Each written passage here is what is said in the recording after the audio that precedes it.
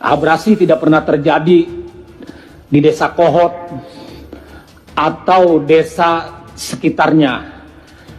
Karena ada sungai Cisadane yang mengalir dari Bogor sampai ke muara desa Kohot, membawa material lumpur, tanah, dan sebagainya hingga tidak terjadi abrasi. Jadi kalau ada kata abrasi terjadi di sana, bohong besar. Itu yang pertama. Yang kedua, pencabutan pagar laut belum selesai. Silakan Komisi 2 datang ke sana, saya antar. Tangkap saya, penjarakan saya kalau saya bohong. Di desa Kohot baru bikin sertifikat, belum diuruk, sudah ramai. Hari ini saya katakan yang sebenarnya. Atas nama Allah, desa Tanjung Burung dan desa Tanjung Pasir yang bersebelahan dengan desa Kohot sudah diuruk. Ini tidak pernah terpublikasi. Sungai, tanah kehutanan disertifikatkan. Dan pada hari ini juga saya ingin katakan, tidak cukup Bareskrim menentukan tersangka hanya 4 orang. Karena 2 orang selain kepala desa dan sekretaris desa itu orang yang bekerja pada seseorang, bukan dia bekerja untuk dirinya sendiri. Artinya ada yang perintah. Kenapa harus diamputasi sampai dia? Ya, 9 juta meter atau 900 hektar ini nggak mungkin bisa diloloskan kalau nggak terlibat pejabat bermain di dalamnya. Dan tanah-tanah inilah yang modus merampas tanah rakyat itu ya. Mereka main dengan BPN, terbitkan sertifikat ini diklaim oleh oligarki melalui sejumlah nama Alibaba yang dipakai ini, kemudian diterapkan kepada tanah rakyat. Tanah rakyat nanti dinego, mau jual murah nggak? Kalau nggak mau jual murah, bertarung di pengadilan, kalahlah di pengadilan. Semua ini sudah dikuasai. Apalagi rakyat yang tadinya belum punya sertifikat. Yang belum punya sertifikat baru kiri, nggak bisa ditingkatkan. Kenapa? Karena sudah diblok oleh BPN. NIB-nya, nomor induk bidangnya sudah diblok oleh BPN. Ini kenyataan yang terjadi. Selanjutnya, saya mau katakan, kasus ini bukan baru kemarin, Pak. Sejak 2017, kami hadirkan saksinya. Ada di belakang itu Ibu Tin Soehartini. Tanya dirampas habis, sekarang sudah jadi PIK 2. Kemudian ada Kamakana, ada juga Charlie Chandra. Mohon maaf, isunya ini bukan anti etnis tertentu, bahkan korbannya pun ada yang dari etnis Tionghoa. Ini tidak mungkin terjadi kalau tidak ada satu kejahatan yang sifatnya terstruktur, sistematis, dan masif dilegitimasi oleh peraturan dan perundang-undangan. Selanjutnya saya mau bicara lagi tentang bentuk penekanan apa sih modus operandinya di masyarakat. Bapak-bapak kan hari ini baru tahunya yang timbul sertifikat itu hanya di atas laut. Faktanya, Bapak cek di aplikasi Bumi ATR atau ATR BPN, di sungai-sungai sudah diterbitkan sertifikat oleh mereka. Jadi mau dikuasai semuanya, laut dikuasai, sungai dikuasai, darat dirampas. Kenapa kami konsisten menggunakan terminologi merampas tanah rakyat? Kenapa? Definisi merampas adalah mengambil tanah dari pemiliknya tanpa keridhaan. Dasko ungkap rencana DPR panggil Menteri KKP terkait pagar laut diduga milik PIK 2. Wakil Ketua DPR RI Sufmi Dasko Ahmad mengatakan bakal memanggil Menteri Kelautan dan Perikanan Sakti Wahyu Trenggono terkait pagar laut misterius yang membentang 30 km yang diduga milik pengembang PSN PIK 2 yakni Agung Sedayu Group di perairan Tangerang, Banten. Dasko mengatakan pemanggilan Menteri KKP dan jajarannya bakal dilakukan usai memasuki masa sidang. Mungkin setelah masuk masa sidang kita lihat di komisi teknis yang bersangkutan, ujar Dasko kepada wartawan di Kompleks Parlemen Jakarta Senin tanggal 20 bulan 1 2025.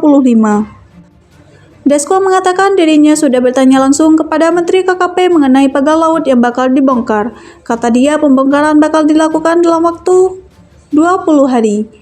Menteri KKP sudah menyebutkan dalam jangka waktu 20 hari dan kemudian ada yang diserahkan untuk barang bukti sehingga saya pikir polemik yang ada di lapangan bisa selesai dan tupoksi masing-masing, kata dia. Lebih lanjut, Dasko juga meminta kepada Menteri KKP untuk melakukan koordinasi dengan institusi terkait soal pembongkaran tersebut. Pesan dari kita kepada Kementerian KKP untuk melakukan koordinasi dengan institusi terkait, ucap dia. Sebelumnya, Menteri Kelautan dan Perikanan atau KKP Sakti Wahyu Trenggono dan Kepala Staf Angkatan Laut atau KSAL Laksamana Muhammad Ali bersepakat untuk membongkar pagar laut sepanjang 30 km di Tangerang, Banten. Keduanya sempat berseteru karena berbeda pendapat soal pembongkaran tersebut. TNI Angkatan Laut yang mulanya membongkar secara bertahap pagar laut itu tidak mendapatkan restu dari Menteri KKP. Kini pihaknya bersama dengan Wakil Menteri KKP Didit Herdiawan akan melakukan langkah pembongkaran dengan jajaran TNI Angkatan Laut. Kita koordinasi dengan Kepala Staf Angkatan Laut beserta jajaran saya dan Pak Wamen dalam rangka untuk mengevaluasi terhadap apa yang sekarang ini menjadi isu yang ramai itu adalah soal pagar laut, ujar Trenggono dalam keterangannya Jakarta Senin tanggal 20 bulan 1 2025. Seperti diketahui, publik sempat dihebohkan dengan kemunculan pagar laut sepanjang 30,16 km di pesisir Tangerang, Banten. Usai viral, KKP telah menyegalkan karena diduga tidak memiliki izin dasar kesesuaian kegiatan pemanfaatan ruang laut atau KKPRL. Pihak Agung Sedayu melalui kuasa hukumnya Muanas Alaidit membantah keterlibatan kliennya.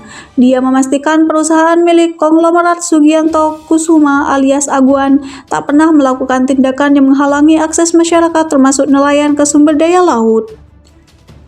Tidak ada keterlibatan Agung Sedayu Group dalam pemasangan pagar laut. Kami menegaskan hingga saat ini tidak ada bukti maupun fakta hukum yang mengaitkan Agung Sedayu Group dengan tindakan tersebut, ujar Muanas dalam keterangan tertulis diterima di Jakarta Kamis tanggal 9 bulan 1 2025. Tapi klaim ini diperintahkan pengakuan beberapa warga. Heru Mapunca atau 47 menuturkan pemasangan dilakukan pada malam hari. Kala itu dia melihat 5 unit mobil truk sedang konvoi membawa muatan bambu menuju Pulau Cangkir. Karena penasaran, Heru mengecek ke lokasi pada keesokan harinya. Dia kaget ada sejumlah tukang yang sedang sibuk memilah bambu. Dia menambahkan para tukang misterius itu berjumlah 10 orang dalam melancarkan aksinya pemasangan pagar laut menggunakan 3 perahu. Oh, banyak, 10 orang tukang, 3 perahu kalau nggak salah. Hebat pemborongannya, laut saja diuruk di pagar-pagar gitu, ujarnya saat ditemui Kamis tanggal 9 bulan 1 2025. Heru pun bertanya kepada salah satu tukang dan akhirnya dia mengetahui bahwa pagar laut tersebut merupakan proyek garapan Agung Sedayu. Mang, ini bambu buat apa? Tanya Heru kepada tukang tersebut yang dijawab mau buat pagar di laut. Ini proyek siapa? Tanya Heru lagi, kemudian dijawab si tukang, Agung Sedayu.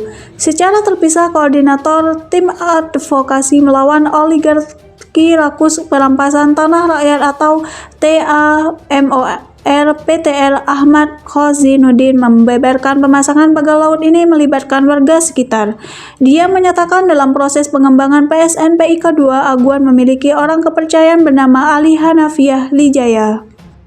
Lalu Ali mempunyai orang kepercayaan lagi bernama Gozali alias Engcun yang kemudian memberi perintah ke Mehmet warga negara Lemong, Kecamatan Teluk Naga, Kabupaten Tangerang untuk mengevakuasi proyek pemagaran laut.